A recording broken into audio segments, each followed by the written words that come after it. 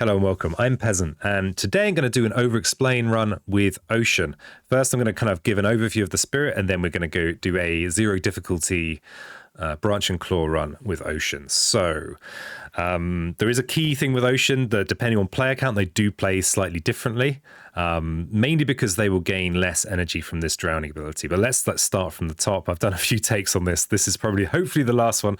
So the key thing is Ocean in play. You may place and move your presence into oceans, but you may not play your presence into inland lands. So your presence can be in the sea, it can be on the coastal lands, but it can't be, unless something specifically says it can go anywhere, it can't be on those inland lands.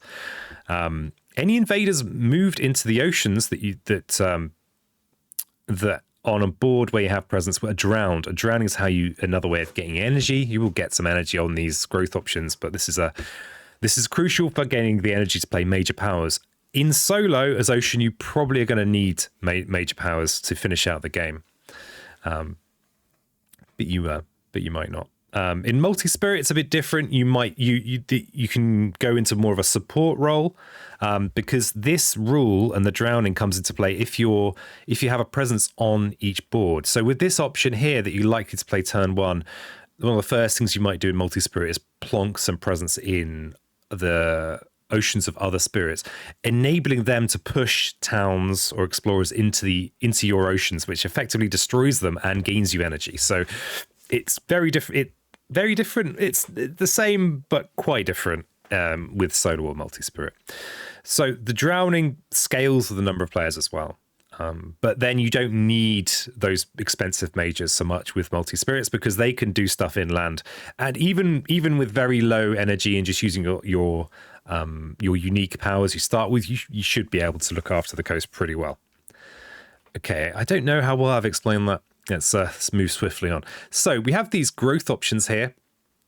The key thing with these is you've got this kind of tidal. Well, you've got gathering in and out of the ocean depending on the growth option.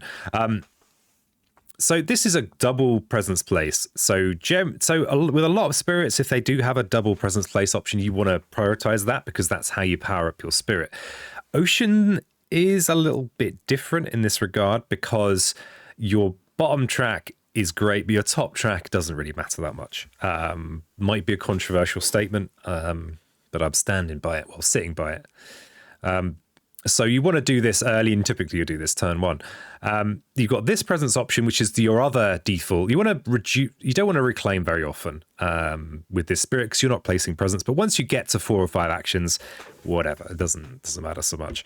And this +2 energy actually might be necessary. Anyway, this is so with this you place onto a coastal land and you push from the ocean. So you could potentially push into 2 coastal lands you weren't in before.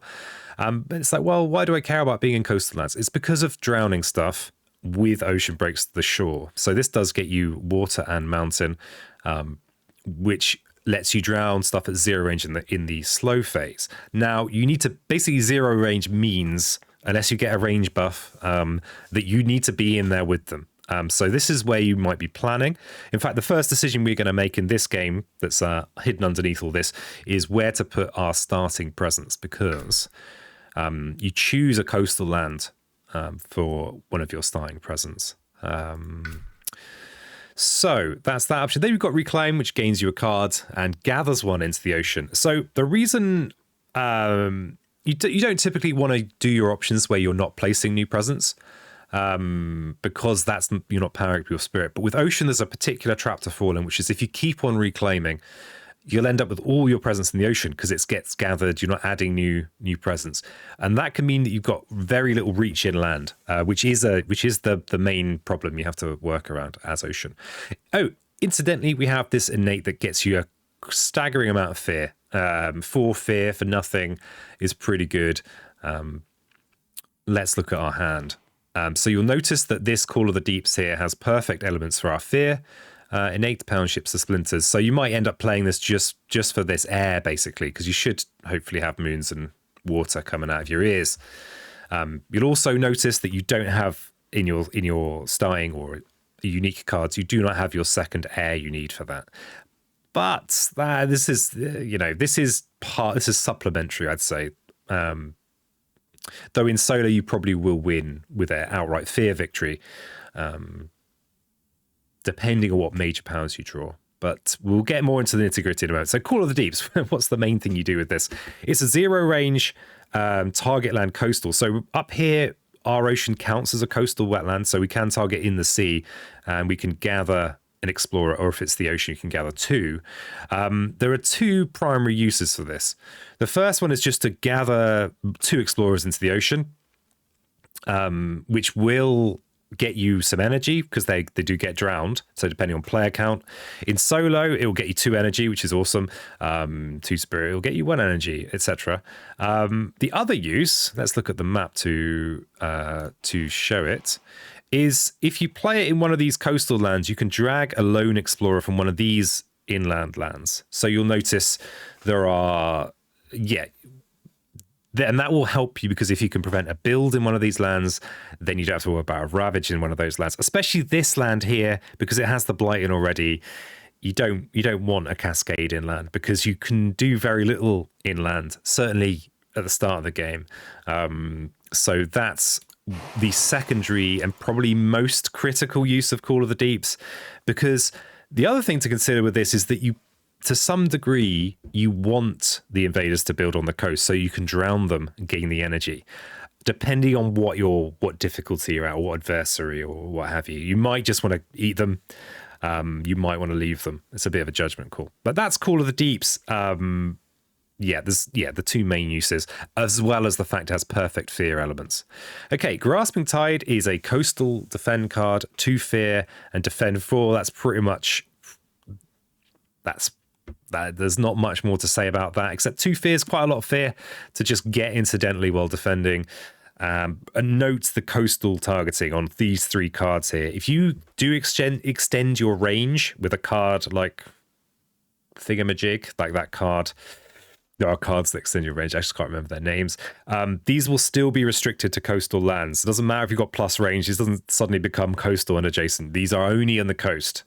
So, and that's one of the reasons why you do want to definitely get some new powers fairly swiftly.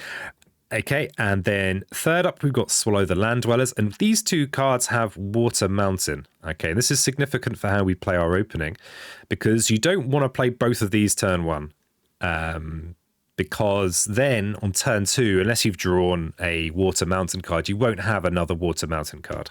Okay.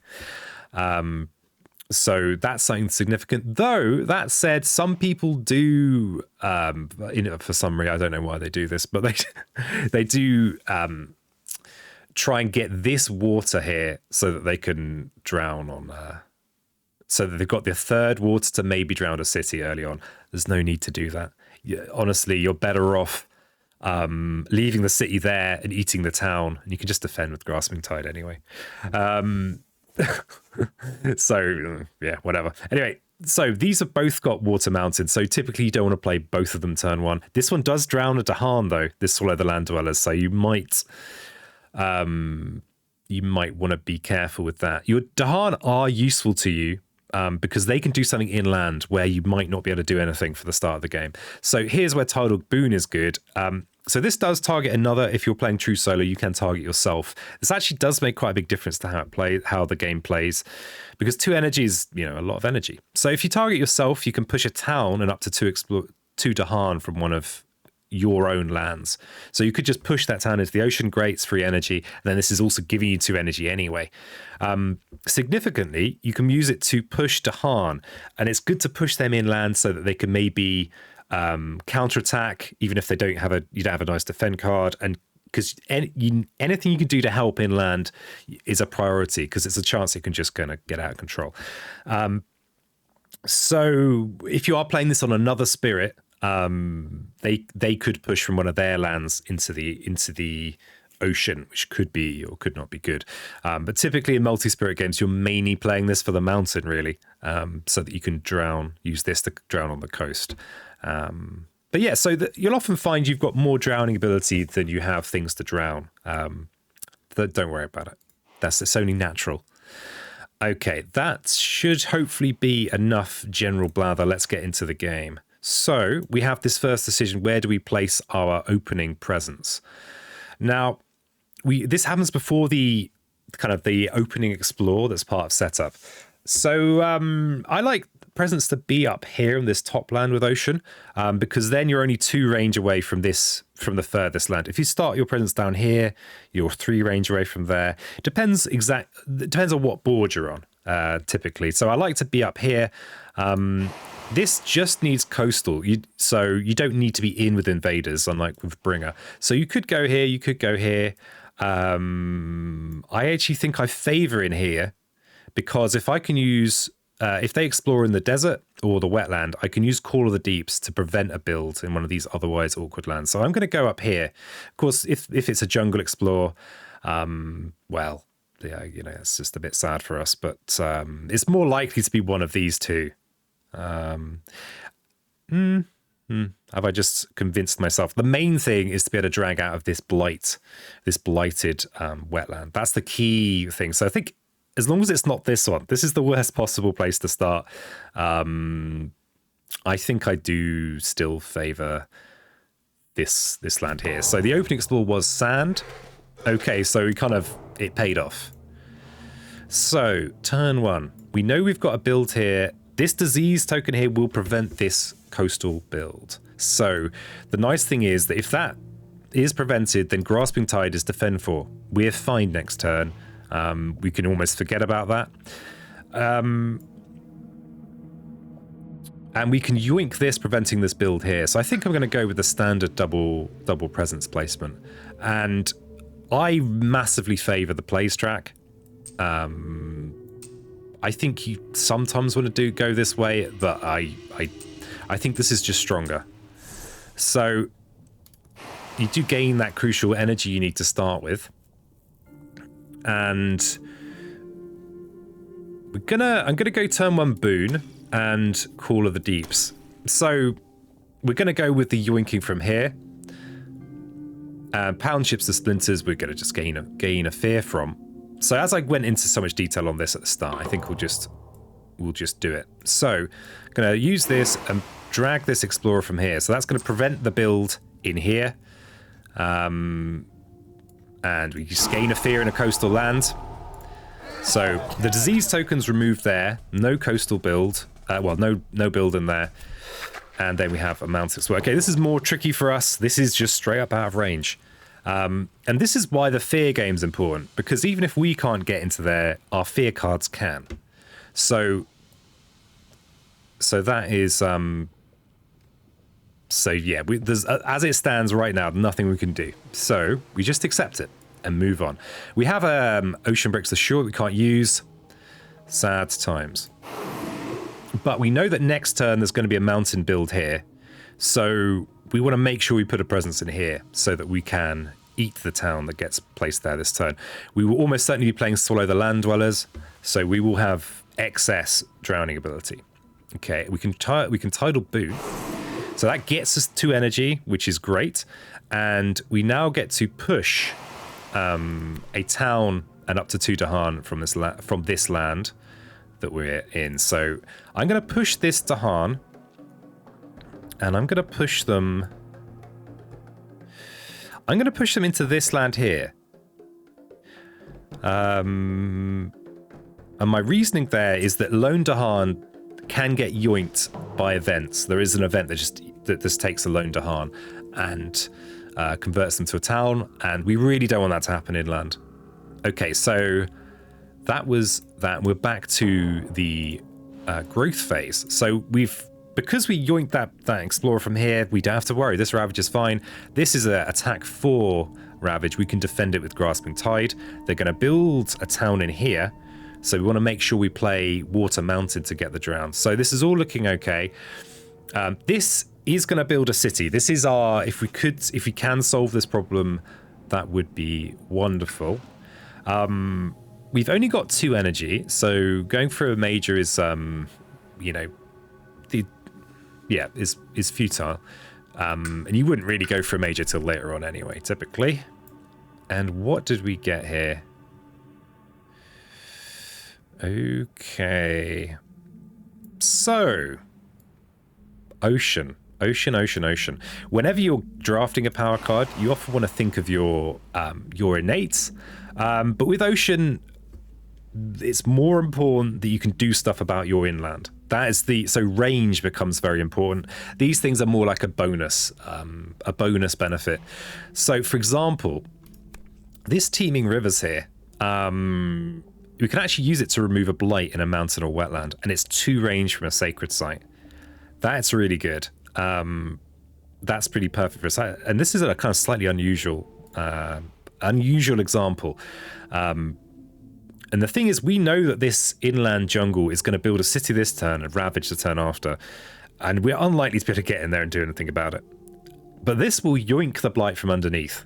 So this works really well. Incidentally, it has water, the water element, which is nice for us too, because the water helps us with these effects. Though this is a bit off-brand, so it might mean we're less likely to get RNAs. But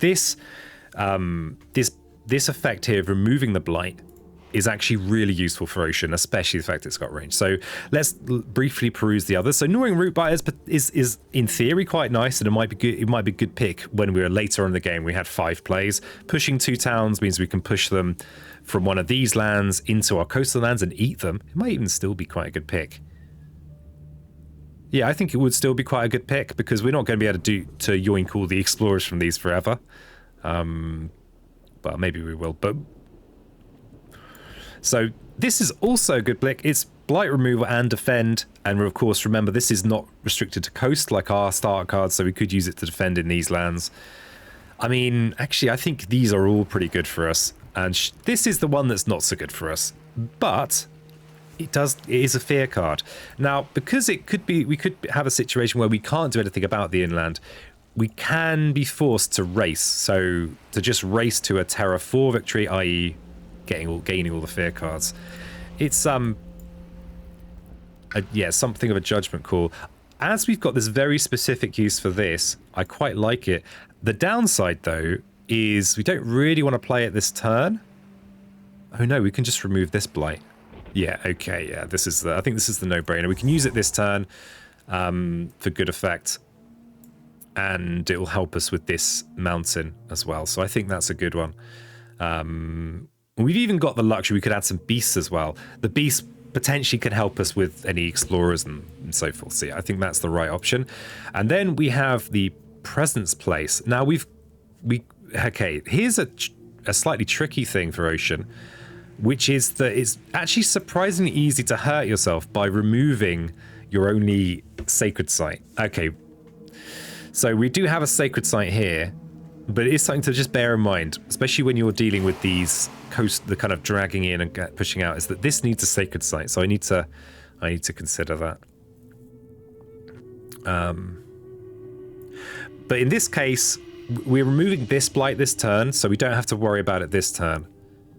So I'm going to place my 3rd presence here. So we've got a presence in every coastal land, which means that if an explorer goes or a town ends up in one of these lands, remember we do have events. It's not necessarily that predictable what's going to happen. Then we will be in a good position to drown something that's in there. And we'll just play these 3 remaining cards. You almost always play all these cards, and we might well have surplus drowning because we've got 2 town drowns and explorer drown. But we do that. So we defend in here, attack 4 versus defend 4. Let's see what our event is. On each board, choose a sacred site, gather an explorer into its land, and add an additional explorer. So it's a bit weird. So there is a sacred site in here, but this is just a bit of like rules grit with Ocean. Is that this only counts as a land you can push in from our spirit powers, but events and fear cards don't count it. So sometimes, especially if you're playing with the app, you might go, oh, why is it not letting me doing that? That's why. And then we've also got, they removed the blight we were going to remove anyway from the event. Thanks, event. Okay, we got the so they have built their city there. Let's just actually have a look at that event. So tend the land, and each board remove a blight from a land with at least 2 to hard. Intriguing. So they did that work for us. So Teeming Rivers, now we could actually use it for this alternative thing to add a beast somewhere. So we will do that. And the explore means we've got 2 explorers in here, but that's fine. That is just fine. I think because I'd rather keep this pair of Dahan than drowning one with Swallow, I'm going to use Swallow in here. And I'm going to use Ocean Breaks the Shore to drown this one in here. So that does mean we get slightly less energy. But in Solar, we've got so much energy anyway. And these 2 Dahan are better for us than having a lone Dahan, I think. I don't know, it could be debatable. So we're going to Teeming Rivers to add a beast. And we're going to add it in here rather than in here because this is harder for us to help to deal with. And I've just realized the mistake that I've made, actually. So I probably would have been better to make a sacred site in one of these lands instead of spreading out like this. Because if I reclaim, I'm not going to be able to target Teeming Rivers in this land and immediately yoink the blight. We've been lucky in that this blight's already been yoinked, so there's no great pressure on us, but that probably is a slight inaccuracy. Because we definitely were going to have things to drown. There already was an explorer up here, and there was going to be a town down here. So I think the presence would have been better off in here, actually. And that's not just hindsight talking. Because we knew that there was going to be a Ravage that was almost certainly going to be placing Blight in there. Okay, so we've got another very easy to prevent build in here. And we're going to reclaim. We've got 3 energy, but we want to keep going with minor powers because we will very rapidly be up to 4 or 5 plays. So, okay, intriguing. So, nothing there has super long range. Oh, wait a second. Disorienting landscape. We can actually use disorienting landscape to prevent... We can push an explorer from all the way in here if you've got a sacred site up here. Wow, interesting. These wilds tokens prevent explorers as well and are very powerful, especially at 0 difficulty. Intriguing. I think... I mean, we can even disorienting landscape in here to prevent this build. So I did want to use Call of the Deeps, but I think I'm going to use disorienting landscape instead, because then the wild token means that's even safer. Yeah, I like it. I like it a lot. Let's look at the others, though. So it's a jungle sand build prevent and a fear. This has got nice elements for us. The jungle sand restriction means we're only likely to use it in these 2. Remember, we mostly are going to want to allow builds on the coast so we can eat them. So it's only useful in these 2 lands, but I mean, I think it's still okay. Elusive ambushes is very similar from our point of view. Especially with the obviously events could mean that towns end up in here that we weren't expecting. So this defend 4 in these 2 lands. Remember, this card needs the Harn. I think this is also a decent pick. This is a decent pick as well because it's a fear card and it has the mountain that helps us drown. Actually, I think these are both similar level picks. This we can only really use to help us in this land here.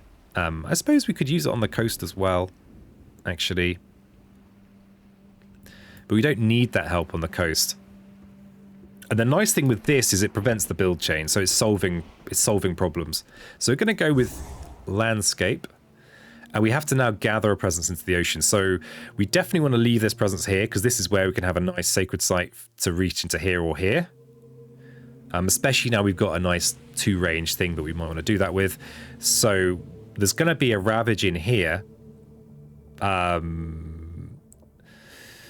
I think this is our least important land to be in, because this is going to be cleared in the Ravage. It's going to attack.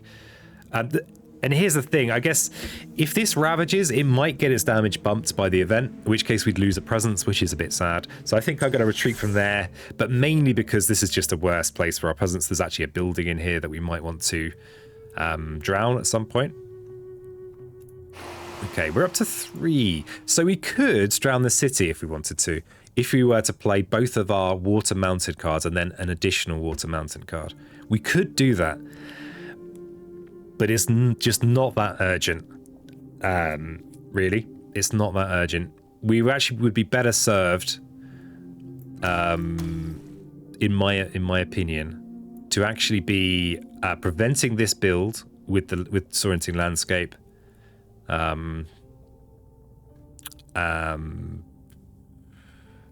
And, you know, drowning and gaining energy so that we can maybe do something about this land. So if we gain enough energy, we can potentially afford major powers. Okay, so my plan is I'm going to use the Disorienting Landscape to push this explorer into here.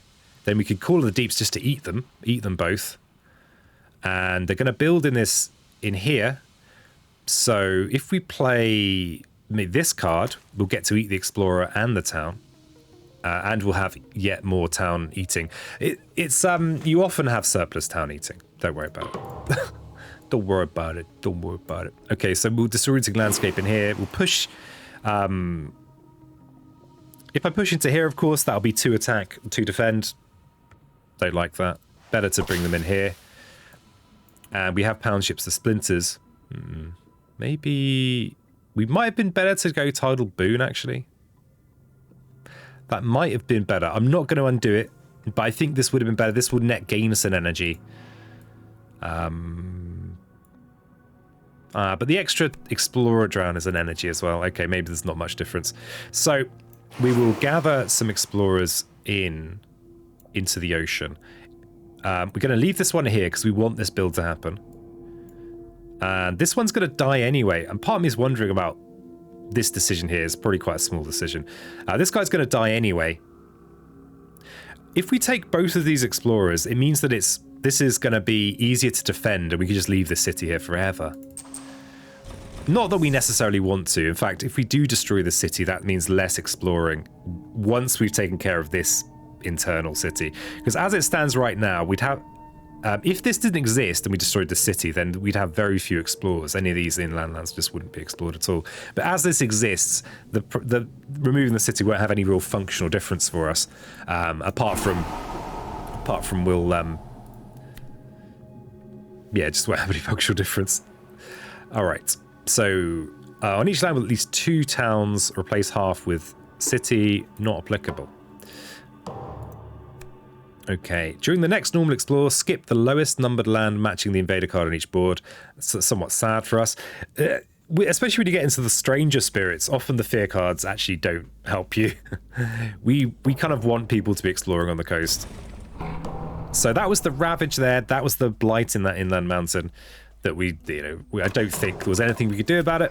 And accepting that that's how it is just part of the joy of ocean. Okay, so now we are into the slow phase. So we will swallow the land dwellers in there, and now we're up to ridiculous 9 energy. That's a lot of energy. It's a lot of energy.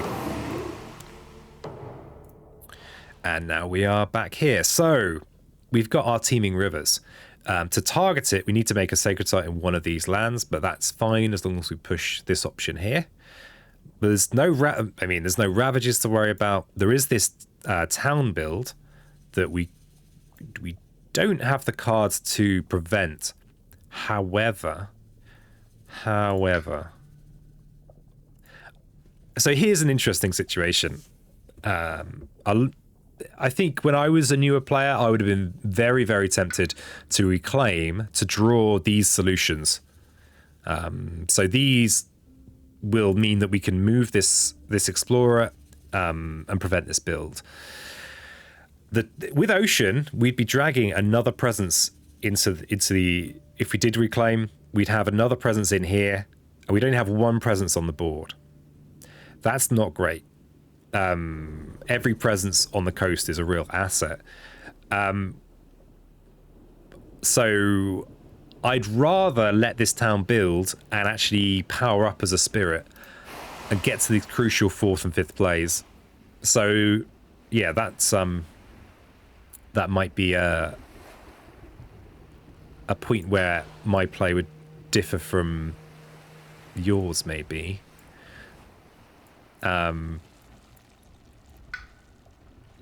Yeah, interestingly, we don't have a solution for this among the cards we have. So that's something we're going to really consider when we look at this minor power. Okay, we've drawn a solution. There we go. That was that was painless. So this is a defend 4 in jungle and sand. So that will cover that. And we've even got Dahan in there for the counter-attack.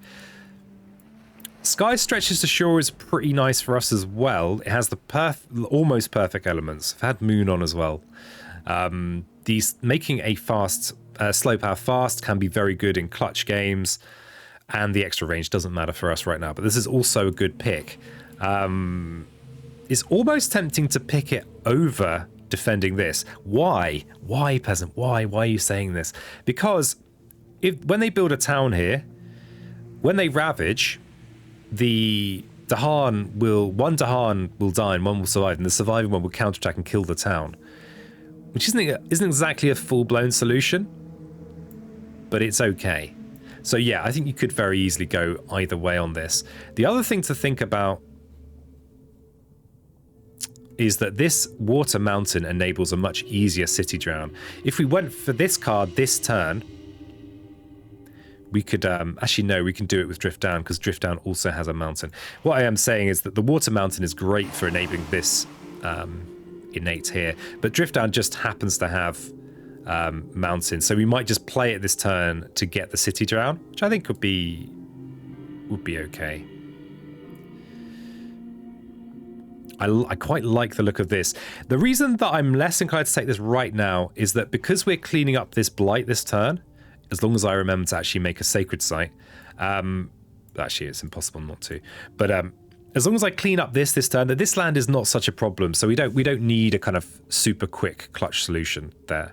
So I think I am going to go drift down for the kind of simpler, cheaper solution. So we definitely want a sacred site up here, and we always want a presence in as many lands as we can. Always wary of saying always about something, but and I'm just going to play all of these so that we get our city drown, so we can drown this now. It will be in the slow phase, so don't worry. They'll build a town and then we'll drown the city. And we're going to clear this blight, and we're just playing this for the mountain. And you'll notice, okay, so if I'd reclaim there, we'd have 1 presence on the coast. We've now got 4, which means that when we reclaim next turn, we'll have 3 presence on the coast, which is a much better position to be in. Okay, so we've also got some gratuitous fear. I mean, this fear, I'm not really talking about it much, but this is how we win, basically. Let's just put this in here. It doesn't really matter, but the event, just events give me the heebie-jeebies. Okay, so it's a healthy island, so the next normal ravage, each city does +2 damage, and we have disease added and ignored, and then fierce mean. So, like with anything to do with ocean, you put the disease in the land you're most worried about having a build, which is not the coast. You love the builds on the coast. Given that we've got teeming rivers, our wetlands and mountains are just not so worrying for us anymore, because we can let them blight and then yoink the blight away. And mountains and jungles are also somewhat well covered. So given that there are I think in this case, we've got a nice solution actually for most situations. So I'm just going to put the disease in here. That might just, a future event might just mean the disease does some damage to invaders.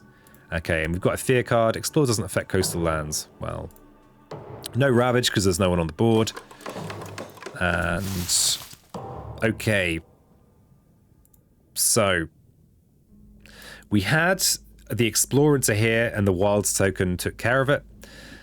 There was the build here, and we did draw a solution for next turn. We're going to teeming rivers in here to remove this blight. We don't need to do this now, in fact, because we will get some time. We could even just use this to add a beast in this land, say. You know, that's could be a worthwhile thing to do.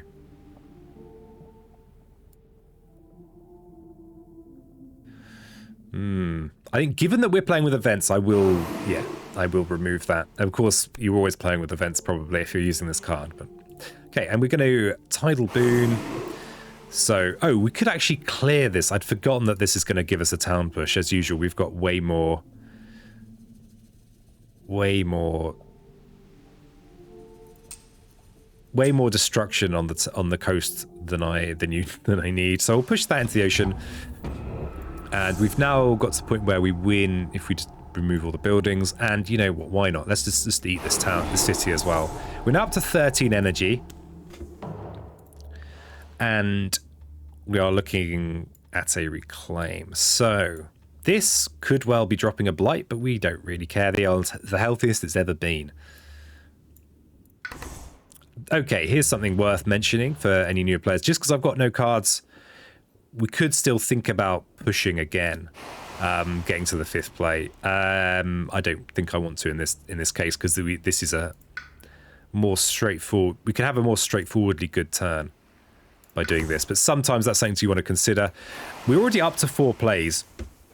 I think when yeah, so we've got enough plays that we can potentially get our innate to get that 4 fear. Did we actually we haven't gained a water air card though, so we're actually not going to be able to get this outside of until we unlock this or the 5th play. And honestly, if this was a higher difficulty game, I might be tempted to push to 5 plays so that I'm more powerful the next turn. But I'm going to go with this. It's a simpler path, which also has value. Okay, so we're going to retreat. We're going to keep our sacred site here, and we have 13 energy. So you're not going to have this much energy in a multi-spirit game, as in general. But in solo, you do need that. You're going to need a major most of the time to clear the inland land. Okay, interesting selection. So this is the one. Is this the only way? Certainly one of the few ways, if there are multiples, of actually placing a presence as ocean in somewhere that isn't the coast or the. So yeah, this is the add a presence in target land, even if you normally could not due to land type. So this is also interesting in really tough close games. You can actually use this to have a presence that's unaffected by this cycling here, because if you have a presence and it's not on the coast, it can't be gathered into that ocean. So if you've got a presence and it's somewhere in here, you kind of, that's pretty nice. But that's a super clutch game situation. We've also happened to have a ravage happening here that we could defend. This does give you defend 20.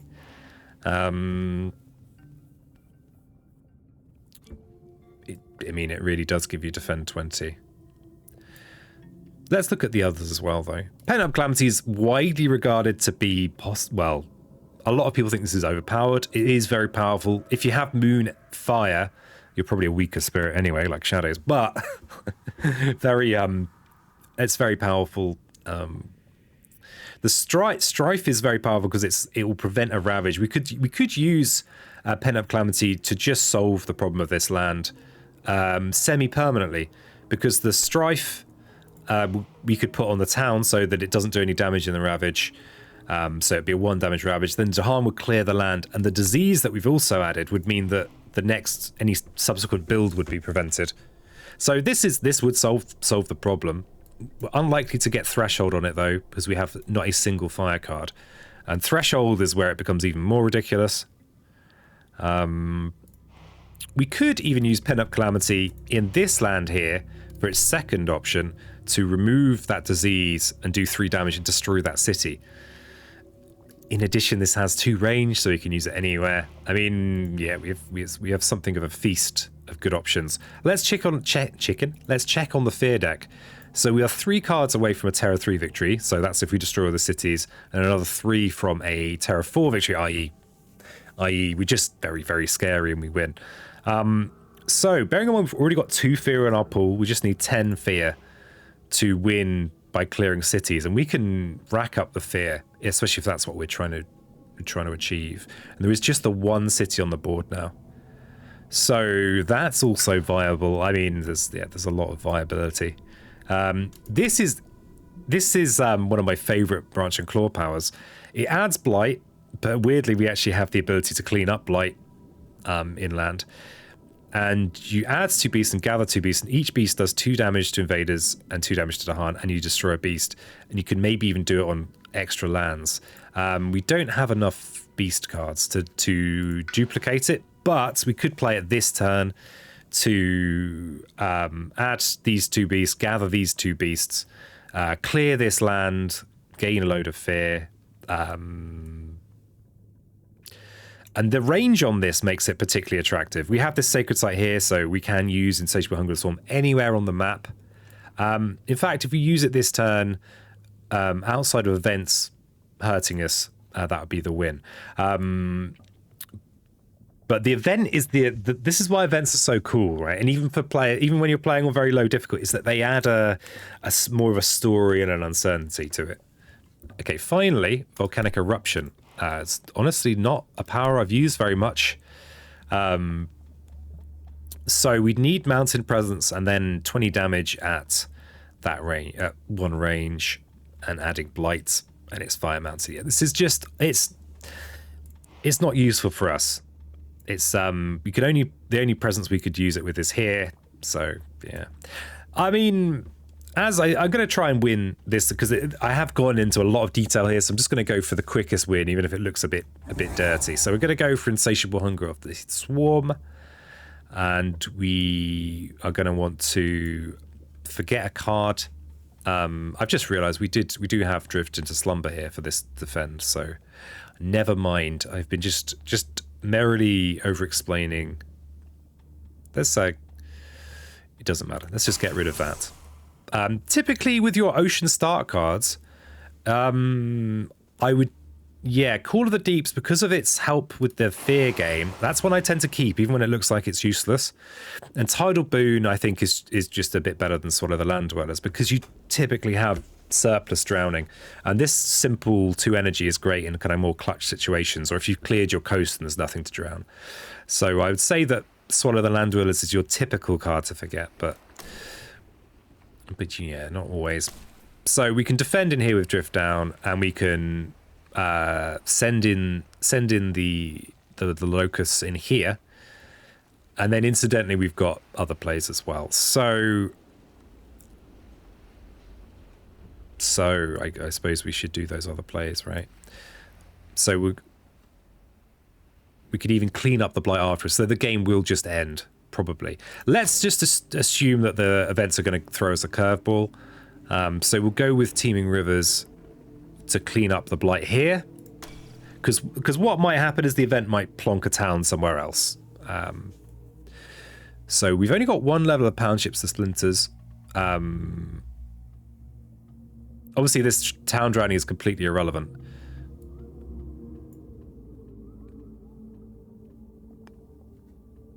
Yeah, I think this is fine. This is the safest play. We'll go with the safest play. So we defend in here.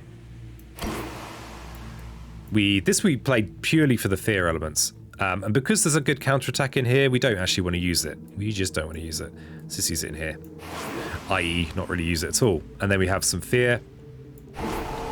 And now we can do this. Good old Insatiable Hunger of the Storm. Now, because each beast does 2 damage and a fear, there's no, we don't want to hold back with these guys. So they're going to clear that land and generate lots of fear. Almost enough to just get the win, actually, but not quite. And now we have an event. Explorers have +1 health the rest of the turn, and then each beast generates a fear if invaders are present. And then an extra Dahan. And we can move our beasts across. I mean, yeah. Somewhat academic. And I'm just putting them here because these are the lands where if we can kind of clear out all this, then any invaders have to get through here to get to our interior. And we do just get a bonus extra Dahan from the event as well. And invaders do not build in lands where Dahan outnumber towns, so that's pretty much everywhere. We can remove stuff if there was stuff. And damage with Dahan. Okay, looks like we're going to clear it in the events. But we would have cleared it in the Ravage anyway. So not quite a clean island because the event granted the Explorer an extra health. Thank you so much for watching. If you like the video, like the video. And if you have any questions about Spirit Island or Ocean or anything like that, let me know down in the comments below. Or just, just want to say something, it all helps. I like to see Like to see those details. So yeah, we very close. The event denying us the satisfying complete island clear. We did get fairly good picks. You know, the major power choice, all three of those powers were very good for us. So yeah, and until next time, you know.